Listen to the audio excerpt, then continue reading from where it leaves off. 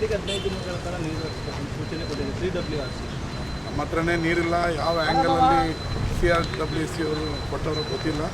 ಆದರೆ ರಾಜ್ಯ ಸರ್ಕಾರಕ್ಕೆ, ನಮ್ಮದೇ ಸರ್ಕಾರಕ್ಕೆ ನಾನು ಒತ್ತಾಯ ಮಾಡೋದು, ಯಾವುದೇ ಕಾರಣಕ್ಕೂ ನಮ್ಮ ರೈತರಿಗೆ ಬೆಳೆಗಳಿಗೆ ಕುಡಿಯೋದಕ್ಕೆ, ಬೆಂಗಳೂರು ಕುಡಿಯೋದಕ್ಕೆ ನೀರಿಲ್ದಿರೋ ಸಂದರ್ಭದಲ್ಲಿ ಯಾವುದೇ CWC ಆರ್ಡ್ರಿಗೆ ಮನ್ನಣೆ ಕೊಡದೆ ಅವ್ರಿಗೆ ನೀರು ಬಿಡಬೇಡಿ ಅಂತ ನಾನು ಒತ್ತಾಯ ಮತ್ತು ಮನವಿ ಕೂಡ ಮಾಡ್ತೀನಿ. ಸರ್, ಬೆಳೆಗಳು ಬೆಳಿಬೇಡಿ ಅಂತೇಳಿ CM ಹೇಳಿದರು. ಆದರೆ CWRC ಮುಂದೆ ಇಲ್ಲಿ ವಾಸ್ತವ ಸ್ಥಿತಿ ಮನವರಿಕೆ ಮಾಡ್ಕೊಳ್ಳೋದು ವಿಫಲ ಆಯಿತು ಅಂತ ನಮ್ಮ ಮನವರಿಕೆ ಮಾಡಿಕೊಟ್ಟಿದ್ದೀವಿ. ಅವರೇನು ಅಂದರೆ 35 TMC ಈ ಜುಲೈಯಲ್ಲಿ ಬಿಡಬೇಕಾಗಿತ್ತು, ಅಟ್ಲೀಸ್ಟ್ 4 TMC ಬಿಡಿ ಅಂತ ಅವರು ಸಾಮಾಜಿಕ ನ್ಯಾಯದ ಲೆಕ್ಕಾಚಾರದಲ್ಲಿ ಕೇಳಿದ್ದಾರೆ.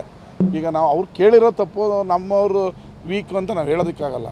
ಆದರೆ ಅವರು ಏನೇ ಆರ್ಡ್ರ್ ಮಾಡಿರಲಿ, ಬಿಡಬಾರ್ದು ನೀರನ್ನ. ಅವ್ರಿಗೆ ನಮಗೆ ತೊಂದರೆ ಆಗ್ತದೆ, ರೈತರಿಗೆ ತೊಂದರೆ ಆಗ್ತದೆ. ಅದರಲ್ಲೂ ಹೆಚ್ಚಾಗಿ ಇನ್ನು ನಾಳೆ ಮಳೆ ಬರುತ್ತಾ ಬರಲ್ವ ನಮಗೆ ಗೊತ್ತಿಲ್ಲ. ಮಳೆ ಬಂದರೆ ವೆಲ್ ಆ್ಯಂಡ್ ಗುಡ್, ಎರಡೂ ರಾಜ್ಯಕ್ಕೂ ನೀರು ಆಗುತ್ತೆ. ಬಟ್ ಮಳೆ ಬಂದಿಲ್ಲ ಅಂದರೆ ಕುಡಿಯೋ ನೀರಿಗೆ ತೊಂದರೆ ಆಗ್ತದೆ, ಜಾನುವಾರುಗಳು ತೊಂದರೆ ಆಗುತ್ತೆ. ಆ ಕಾರಣದಿಂದ ನೀರು ಬಿಡೋದು ಬೇಡ.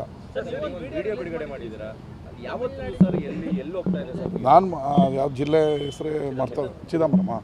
ಮೊನ್ನೆ ನಾನು ಚಿದಂಬರಂ ಜಿಲ್ಲೆಯಲ್ಲಿ ನಾನು ತಿರುನಾಳಾರ್ಗೆ ಹೋಗ್ಬೇಕಾದ್ರೆ ನಾನು ಅದನ್ನೆಲ್ಲ ಮ್ಯಾಪೆಲ್ಲ ನೋಡಿ ಕಾವೇರಿ ನದಿ ಎಲ್ಲ ಹರಿಯುತ್ತೆ ಅಂತ. ಅಷ್ಟು ನೀರು ಚಿದಂಬರಂ ಆದಮೇಲೆ ಕಡಲೂರು ಅಂದರೆ ಸಮುದ್ರ ಸೇರೋಂಥದ್ದು ಬಂಗಾಳಕೊಲ್ಲಿ, ಅಷ್ಟು ನೀರು ಹೋಗ್ತಾ ಇದೆ.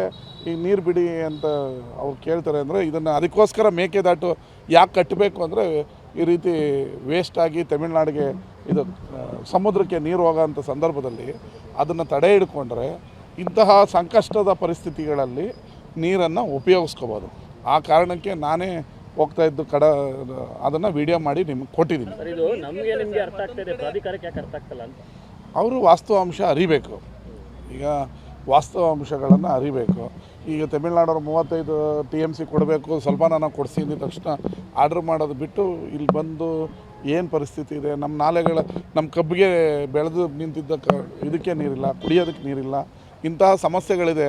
ಅವರು ಬಂದು ಇಲ್ಲಿ ವಾಸ್ತವಾಂಶ ಅರಿತು ಮೀಟಿಂಗ್ ಮಾಡಿದರೆ ಚೆನ್ನಾಗಿರ್ತಾಯಿತ್ತು. ಅದನ್ನು ವೇಸ್ಟು ಅಂತ ಹೇಳೋಕ್ಕೆ ಬರಲ್ಲ, ಅಷ್ಟು ನೀರು ಹೋಗ್ತಾ ಇದೆ.